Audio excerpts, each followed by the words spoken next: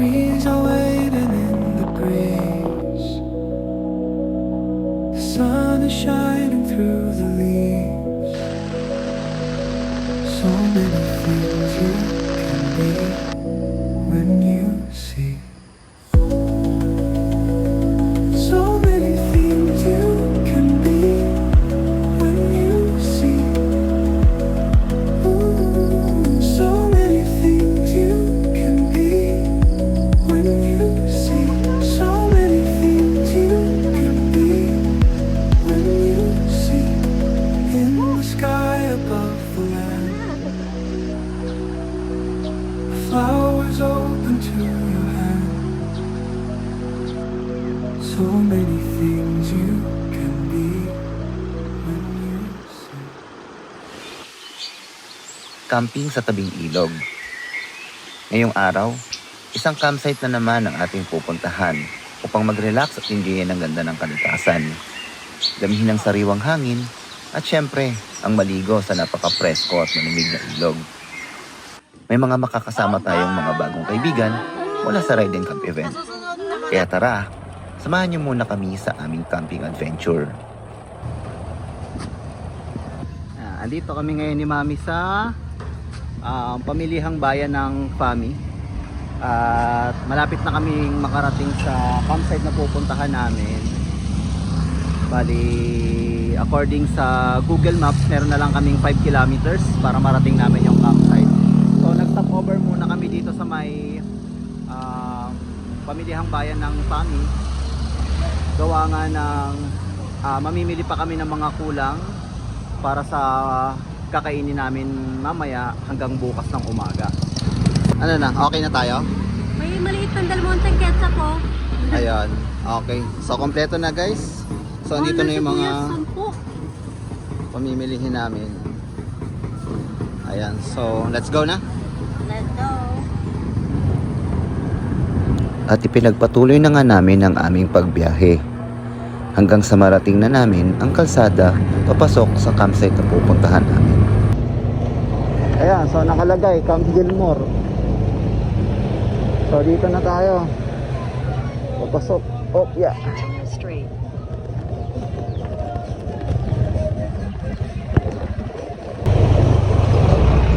Ako po, pababa. Ang bigat pa naman natin. Pero alam nyo no, kahit pa paano, nakakatuwa rin kasi isa sa bucket list ko din tong Camp Gilmore. Actually matagal ko na rin gustong puntahan to eh. So ayun, finally nagkaroon din ng chance para makapag-camping tayo dito.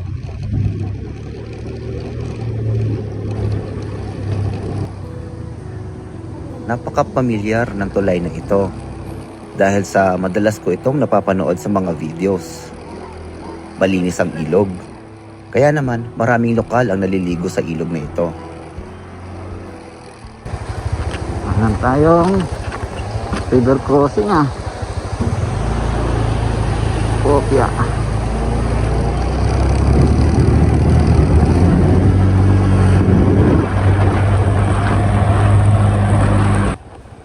Maya-maya nga, ay narating na rin namin ang campsite.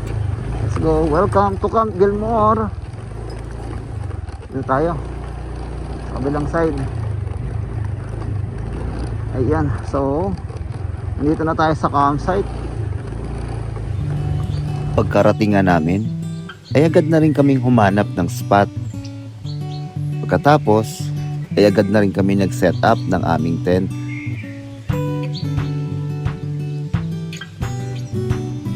At dito nga ay tinulungan na rin ako ni Mami na mag-set up ng aming mga camping chairs. Nang sa ganon ay meron kaming mauupuan.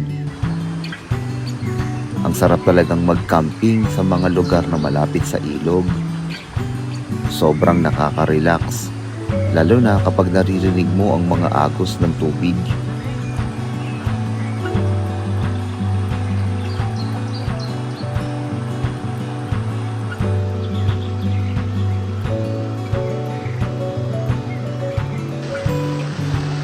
at bigla ngang bumuhos ang malakas na ulan.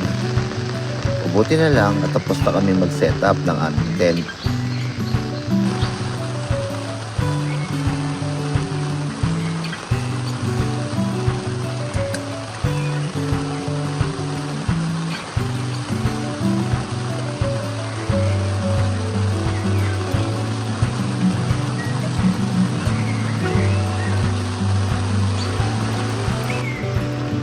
Ito pala ang aming mini fan na ginagamit namin sa aming pagka-camping.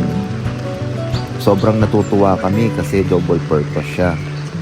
Pwede namin siyang gamitin sa loob ng tent habang natutulog. O minsan naman ay inilalagay namin sa tripod kapag kami ay nagre-relax sa labas.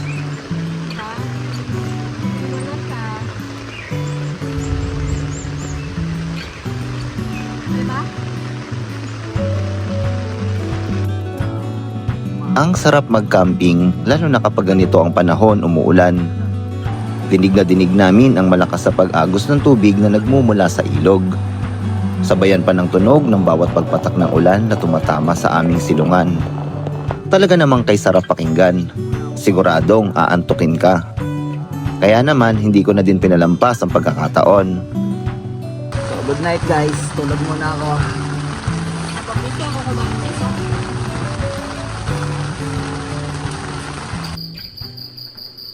Sa sarap ka ng aking pagkakatulog, gabi na nung magising ako.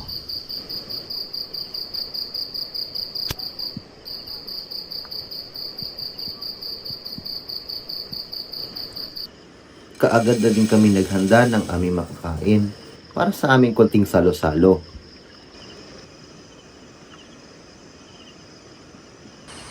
Salamat nga pala kay Sir Nats at Ma'am Monet para sa pagpapagamit ng kanilang griller. At pagkatapos nga na maihanda ang aming pagkain para sa kaunting salo-salo, ay nagtipon-tipon na din kami sa iisang lugar para sabay-sabay kumain ng hapunan. Masarap sa pakiramdam na sa aming ginagawang pagkakamping ay meron kang makikilalang mga bagong kaibigan.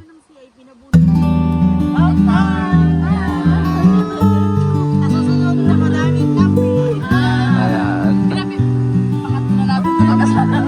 More campings to come. Camping.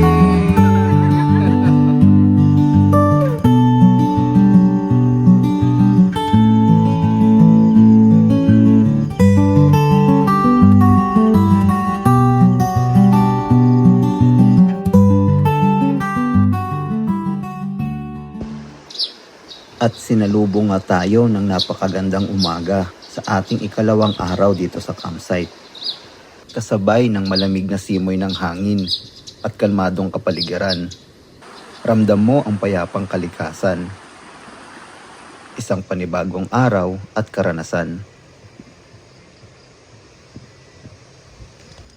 At dahil eto na ang ikalawang araw namin dito sa campsite, gusto namin sulitin ang bawat sandali. Gumawa ng masasayang alaala na babaunin namin hanggang sa aming pag-uwi. Binisita pala muna natin ang ating mga nakasama sa overnight camping. Kapag-kapay na kayo.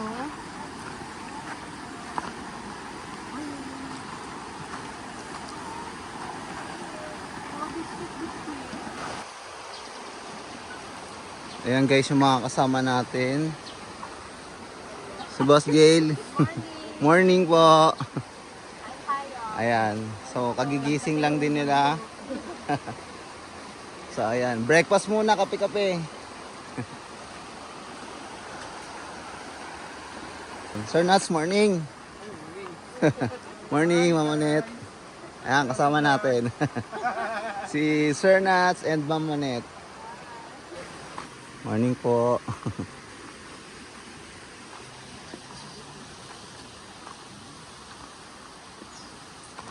Sir Ariel, good morning. So, okay ka lang po. Ayan, Sir Ariel. Morning, Mamel. Hi, good morning po. Opo. Kape na po kayo? Oo. Tapos na rin kami. 6:30 ako nagising eh. 6:30. Oo nga po. Sabi. Pero sakto lang yung tira natin kagabi pagpatulog. Oo nga po eh. Sakto lang. Pahimbing. Pagdating sa tent, tulog agad eh. Lagpak eh. Hindi Ha- pa umano oh, bumaba. Oo nga po. Pero parang mali. Pero kita yung bato eh, no? Lumihin na ulit siya. Parang lakas pa. Opo. Maano pa? Yan natin.